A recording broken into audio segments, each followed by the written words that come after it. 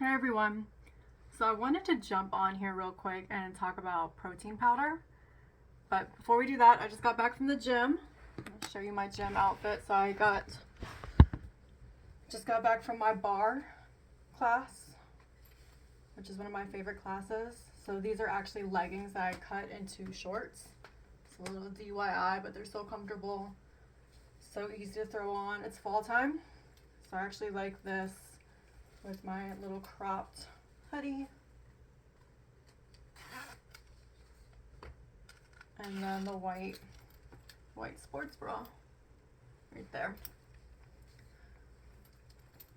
So this has been a go-to outfit this week. Just easy to put on.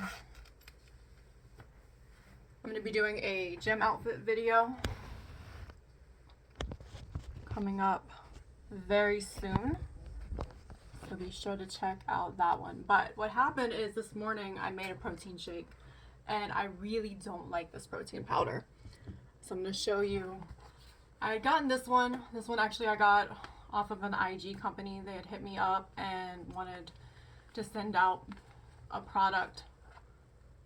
But I thought this was a good opportunity to go over ingredients and what I look for in a protein powder. Really the only issue with this one is the aftertaste and the texture. So the ingredients look good enough for me to try it, but I wanted to go into detail with that one. I wanted to go into detail with what I check for as far as ingredients go, but not a fan of this, and that's why I wanted to do this video. I said let's talk about some protein powder. So I am a naturopathic physician. I'm a licensed naturopathic doctor. Naturopathic, just for your information, naturopathic doctors vary state by state. So there are several accredited naturopathic schools, and if your physician has attended one of those accredited schools, then they can be a licensed naturopathic doctor. Anyone can call themselves a naturopath, so you'll see that in some states that aren't licensed. So I know it gets a little bit confusing. So I do have background in nutrition and fitness, wellness, medicine. Naturopathic doctors specialize in integrative medicine. So we learn, at least from my experience in my schooling, we go through 2 years of conventional medicine, so everything that a conventional doctor would go through, and we also learn holistic medicine. So whether it's nutrition, herbs, acupuncture, we get this really holistic training, which I loved, and I'm currently practicing still. So as a naturopath, we do know how to really look at labels and understand supplements. That's another big thing. You know, how do you read a supplement label? For me, I personally don't take supplements, but I do a protein powder a couple times a week. So with that being said, I just want to give you a little background on where I'm coming from my professional education in this. For me personally, the main thing I look for is I'm going to look for calories and protein first. So anytime I read a label, doesn't really matter what it is, I'm going to see how many calories is it, how much protein am I getting for the calories, and how much sugar. I always want a reasonable amount of calories, as much protein as I can get for those calories, and zero sugar, zero added sugar. Those are the big things. Sugar is what I pay attention to the most. So again, I'm 5'6". I am about 140 pounds. I like to keep my calories around 1,500. I don't count calories, but I know I don't want to go over that kind of 1,500 calorie mark ballpark, because I will gain weight.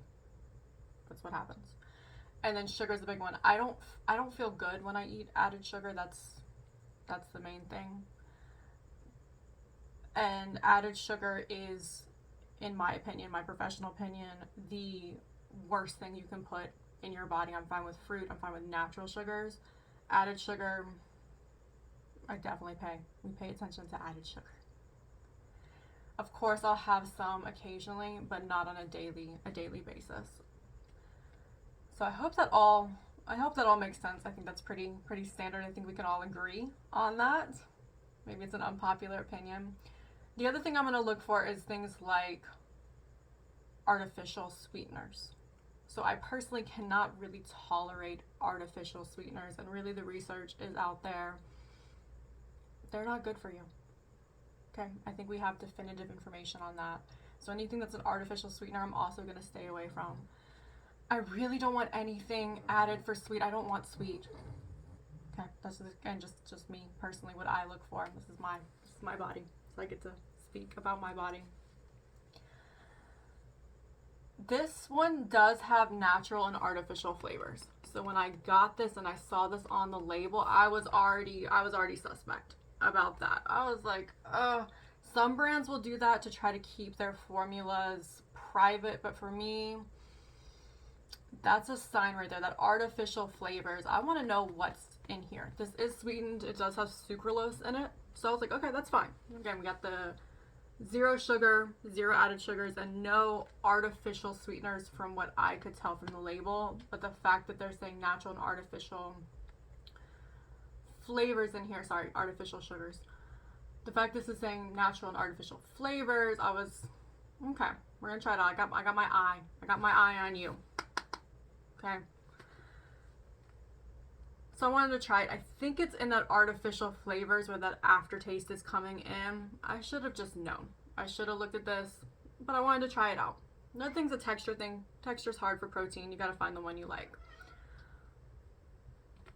So for me, again, calories were good. I got 120 calories, 24 grams of protein. I was very happy with that. Still low calorie, really good amount of protein for that one scoop. So this is going to last a long time, good value. Again, I was happy with all of those things. Also, this is a whey protein concentrate. So that's the other thing I'm going to look for, is what is the type of protein. For me, I'm going to stick with a whey protein or some type of dairy protein. I cannot do pea proteins. Hemp protein is okay on occasion. But again, anything that's been very heavily processed is something that we have to look out for, again, from my experience. Whey is going to be less processed than hi, this is my cat. Whey is going to be less processed than the pea protein. So I understand for people who cannot tolerate dairy, for people who are vegan or vegetarian, you're going to want to find a different type of protein. I say find one that works for you. For me, again, my personal rules are least processed is going to be better. I want the least amount of ingredients, the least amount of processing. So I was happy that this is whey protein. I also like that it also has the digestive enzymes in here. I was really happy with that. And you can see all of your branch chain amino acids. So again, the amino acids are coming from the whey protein. Okay, these aren't added in. These are the proteins that are found in most dairy products. So found in the whey. A couple other things they added in: the calcium, the iron, the potassium. I was really happy to see those. Again, this label looked good. And this is the cocoa flavor. So minimal ingredients. It's just that natural and artificial flavors. Why did you have to do that? This would be so much better without that. So you can see here everything on the label. So this one, I'm not going to use anymore. I don't like it. It does not agree with me. But that is in general how you would go about reading a label, figuring out protein, understanding protein powder. I'll do a protein shake probably twice a week. I'll do it on my double class day. So if I go in and do Pilates and bar, I'm going to have a shake in between because my blood sugar will drop if I don't. I generally don't eat breakfast. I typically don't eat until about 11. I'll have a small snack around 11 and then I'll have lunch around 1. That's a pretty typical day for me. And I always have my coffee. So this is a cold brew. Again, I get Starbucks every day, but it's going to be unsweetened. So again, no added sugar. So coffee in the morning, doing some type of intermittent fasting, loosely. So that's how I use my protein. Those are the protein powder facts that I really look at to make that decision. The protein that I like that I've been using is a collagen peptide. So let's look at this one. More expensive and a different serving size. So you can see you get 24 grams of protein in one scoop of this one, a much bigger container. So, and you can tell, again, this is going to be a less expensive, higher amount product. This is cheaper to make. That's why they can sell it for cheaper. This is going to be a smaller container. This one you need 2 scoops. So always look at serving size. 2 scoops of this has 18 grams of protein. Less protein for the amount. Calories are the same. I'm sorry, I have to look at this label again. Calories are less, so 70 calories. So 2 scoops of this, you get 70 calories. So smaller amount, okay? But you're gonna go through this much quicker. But in my opinion, this is a higher quality product. The other thing is there are no added ingredients to this. This is 100% a bovine collagen. That's where the protein's coming from. They didn't put anything else in it. For me, that's what works best. The least amount of ingredients possible. You can see here typical amino acid profile. Again, that's coming from the protein. That's coming from the bovine collagen. Is there anything else? I think that covers it. You can see here, again, look how short the label is. There's nothing, they didn't add anything into this. So this is my favorite protein that I use. This one's also really good mixed with coffee. You can do kind of a bulletproof coffee. So I do like that. I'll do that on occasion. Typically I'm just mixing this with some almond milk and frozen banana. I like mixing with coconut, like a condensed coconut. I really like that for that creaminess. Cacao nibs, maybe a little bit of cinnamon. Still keeping it pretty simple with that. Maybe some chia seeds.